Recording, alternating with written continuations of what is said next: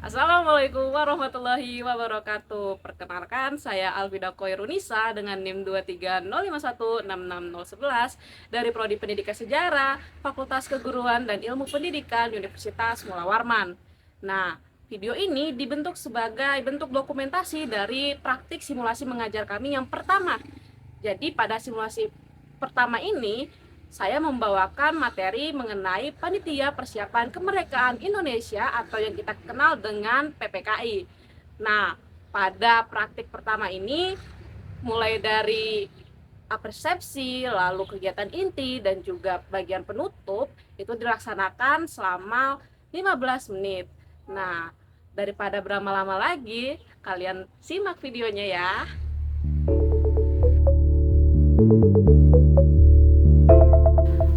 Oke, baik. Assalamualaikum warahmatullahi wabarakatuh, anak-anak. Waalaikumsalam warahmatullahi wabarakatuh. Selamat pagi semuanya.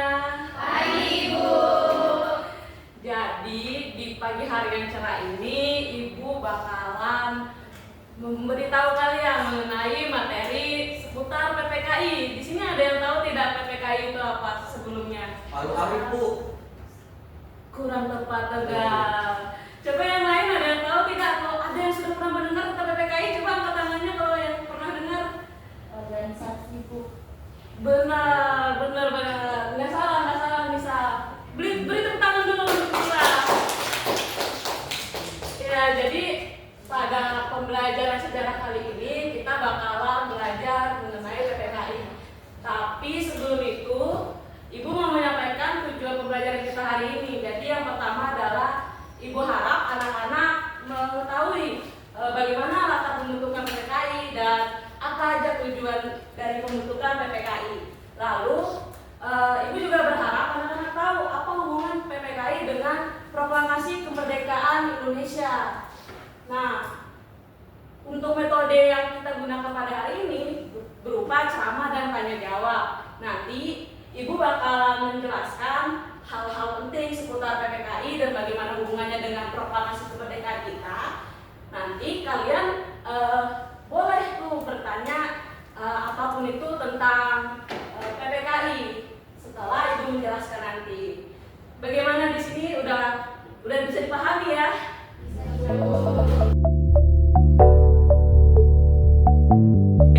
Jadi di sini ada nggak yang suka bolos saat upacara? Coba angkat tangan. Saya, Bu. Aduh, Tegar, kenapa kamu bolos upacara, Tegar? Capek, Bu. Aduh. Guru enak betul kita panas, Bu. Iya. Aduh, berarti Tegar selama ini menganggap bahwa upacara adalah hal yang melelahkan ya, Tegar? Betul, Bu. Berarti mulai sekarang setelah ada materi PPKI ini, saya harap Tegar sudah tidak berpikir seperti itu lagi ya, Tegar. Oke. Jadi sebenarnya kenapa sih ada upacara bendera? Proses dari adanya upacara bendera itu semelelahkan itu loh, Tegar. Jadi para pejuang kita itu tuh harus berjuang mati-matian demi kemerdekaan negara kita gitu. Di situ PPKI punya peran penting di dalamnya.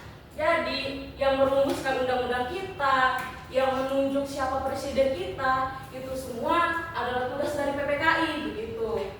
Tapi sebelum PPKI berubah tugas seperti itu, PPKI itu awalnya terbentuk karena Jepang yang terkena desakan akibat Perang Dunia Kedua. Saat itu Jepang wilayahnya terkena bom di dua kota besarnya. Ada yang tahu kota apa aja itu? Saya, Bu. Silahkan, Tegar. Hiroshima dan Nagasaki, Bu. Benar sekali, Tegar. Beri tepuk tangan dulu, Tegar. Wah, Tegar aktif sekali ya, Tegar. Jadi seperti yang udah dikatakan Tegar, Hiroshima dan Nagasaki itu dibom oleh Amerika saat itu. Jadi di situ Jepang mulai terpuruk. Akhirnya Indonesia yang saat itu dijajah oleh Jepang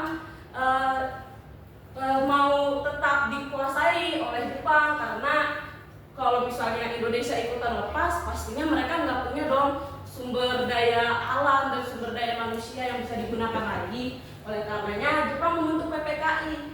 Kenapa sih Jepang malah membentuk PPKI? Padahal kan tujuan PPKI adalah untuk merumuskan atau mempersiapkan negara yang merdeka. Karena Jepang itu punya janji manis. Janji manisnya berupa apa? Janji manisnya berupa memerdekakan Indonesia. Jadi negara kita saat itu, tokoh-tokoh kita dijanjikan kemerdekaan. Nah, untuk mendukung janji manis itu dan mendukung kebohongan mereka sampai menerbangkan 3 tokoh kita. Salah satunya ada Pak Soekarno dan Pak Hatta ke darat di Vietnam.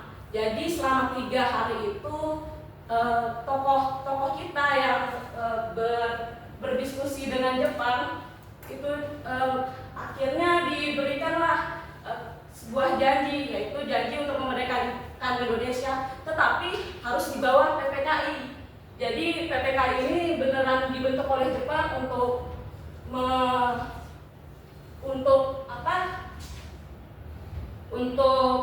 supaya Indonesia itu bisa merdeka di bawah Jepang. Jadi Jepang bisa mengontrol mereka begitu.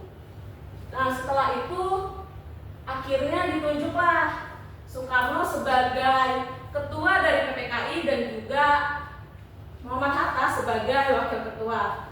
Tapi sebelum adanya PPKI ini ada juga BPUPKI, terdengar tidak asing. Jadi jangan sampai kebalik, yang di luar ada itu BPUPKI, bukan PPKI ya. Tugas mereka sama, cuman kalau PPKI dia lebih meneruskan bagaimana rancangan apa yang sudah didiskusikan pada saat BPUPKI terbentuk gitu. Bedanya kalau PPKI itu keanggotaannya itu lebih eksklusif, maksudnya lebih tertata dan lebih nasionalis kesannya, karena saat itu Jenderal Jepang yang berkuasa yaitu Jenderal Terauchi bilang kalau nanti anggota PPKI nggak kayak BPUPKI, karena BPUPKI kan cuma dipilih oleh tentara Jepang khusus untuk orang-orang yang tinggal di Jawa aja gitu. Jadi yang dari Pulau Sumatera, Pulau Sulawesi dan lain sebagainya itu mereka nggak punya kesempatan untuk menjadi anggota BPUPKI.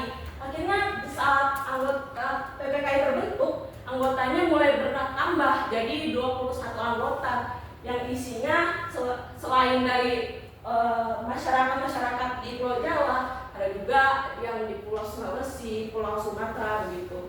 Termasuk ada Pak Soekarno, Pak Hatta, Pak Subarjo begitu. Nah, di dalam setelah itu mereka kan berdiskusi tentang gimana sih cara kita memerdekakan Indonesia. Jadi tepatnya ketika 15 Agustus 1945, kala itu Jepang yang udah mulai terpuruk semakin terpuruk dan mereka menyatakan diri tuh di tanggal 15 Agustus. Mereka menyatakan diri kalau mereka akhirnya menyerah dari pihak sekutu gitu. Jadi perang dunia kedua kita itu tuh Jepang kalah gitu. Akhirnya apa dampaknya? Ini membuat tanggal 15 Agustus ini adalah titik balik di mana kita akhirnya berani untuk berdikari atau berdiri di kaki sendiri gitu. Jadi tokoh-tokoh nasionalis kita itu nggak bergantung lagi terhadap Jepang begitu. Karena sebelumnya kan dikit-dikit harus laporan Jepang. Mungkin kalau dicontohin gini, misalnya Rizky dan Jana lagi boncengan berdua gitu naik sepeda gitu. Sepedanya sepeda Jana, Rizky lah yang membawa sepedanya. Terus Rizky dan Jana punya perbedaan pendapat. Rizky maunya ke kanan, Jana maunya ke kiri begitu. Tapi sama Jana tekanin, nggak bisa Rizky, kita nggak bisa ke kanan, kita harus ke kiri. Akhirnya karena itu adalah sepeda Jana, otomatis Rizky mau nggak mau ikut ke kiri gitu kan. Begitu juga dengan Indonesia. Jadi ketika Indonesia ada punya rancangan baru, tapi Jepang menolak, ya udah nggak bisa gitu kata Jepang. Harus ikutin apa yang aku katakan begitu.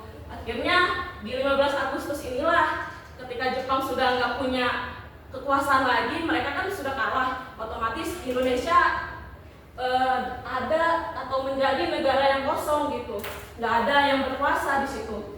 Akhirnya dari situlah tokoh-tokoh kita mulai berani gitu, udah nggak pasif lagi, mereka aktif lagi begitu.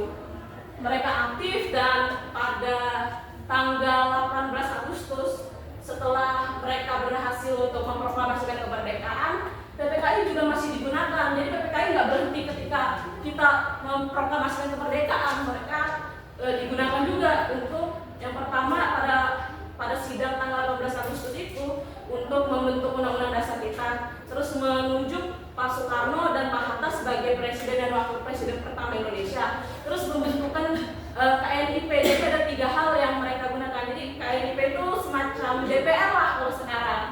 Nah dari situ tuh mereka akhirnya PPKI ini punyalah dampak yang signifikan.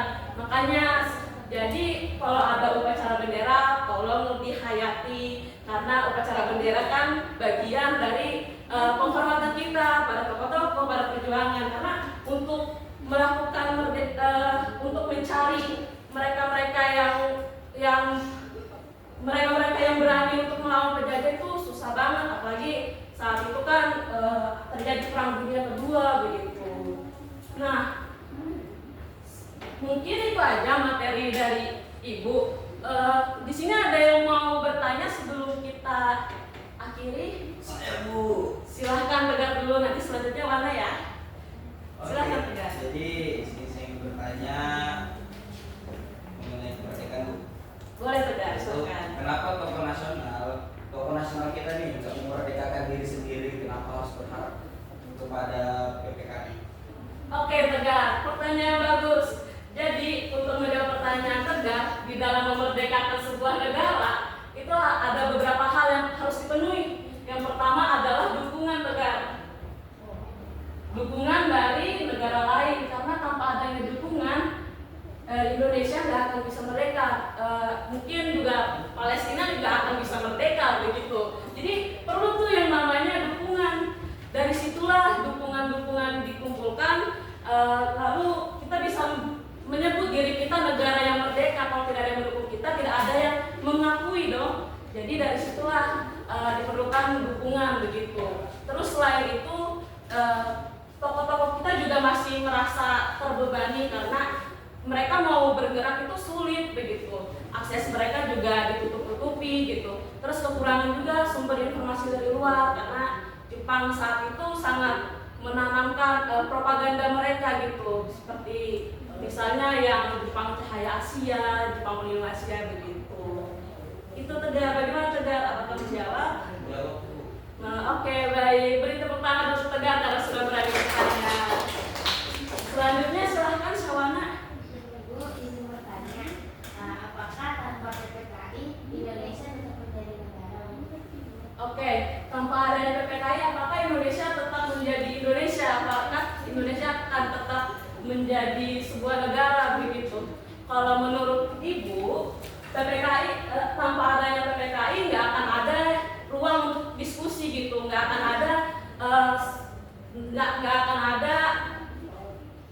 orang-orang yang sejalan untuk memikirkan bagaimana nasib bangsa kita ke depannya gitu. Kita akan karena banyaknya perbedaan pendapat dan nggak ada dia untuk menyelaraskan pemikiran, akhirnya tidak akan tercapai gitu. Jadi PPKI menurut Ibu punya dampak yang signifikan terhadap kemerdekaan kita. Mungkin itu aja ya, tidak ada lagi mau bertanya. Cukup Bu. Cukup ya. Oke, kalau gitu di sini ada yang mau bantu Ibu buat kesimpulan 1 sampai 2 kalimat aja nggak apa-apa. Ada yang mau buat kesimpulan tidak? Silahkan, Aurel. Oke Bu, jadi kesimpulannya saya dapat itu, saya bisa paham kalau PPKI itu awalnya dibentuk Jepang untuk mengatur kemerdekaan Indonesia sesuai kepentingan mereka. Nah, namun setelah Jepang menyerah, PPKI ini diambil alih sama bangsa Indonesia dan berperan penting dalam mengesahkan UUD 1945 serta menetapkan presiden dan wakil presiden bersama Bu. Oke, terima kasih Aurel. Silahkan beri tepuk tangan untuk Aurel. Nah, benar ya seperti yang dikatakan Aurel. Jadi kesimpulan pada pembelajaran hari ini adalah bahwa PPKI punya dampak yang signifikan terhadap kemerdekaan kita. Jadi ketika mengetahui bagaimana PPKI, perjuangan-perjuangan para tokoh di dalam PPKI ini, kita bisa sadar kalau kemerdekaan itu tidak bisa didapatkan dengan mudah. Lalu juga PPKI setelah merdeka pun masih berperan penting gitu, di mana mereka merumuskan 3 hal yang sangat-sangat konkret dan sangat-sangat penting gitu, kayak pemilihan presiden, terus pembentukan peraturan-peraturan berupa undang-undang dasar yang sampai sekarang masih kita gunakan, lalu juga pembentukan KNIP sebagai badan pengawas begitu. Mungkin itu aja pembelajaran hari ini, kurang dan lebihnya Ibu meminta maaf dan selamat berlibur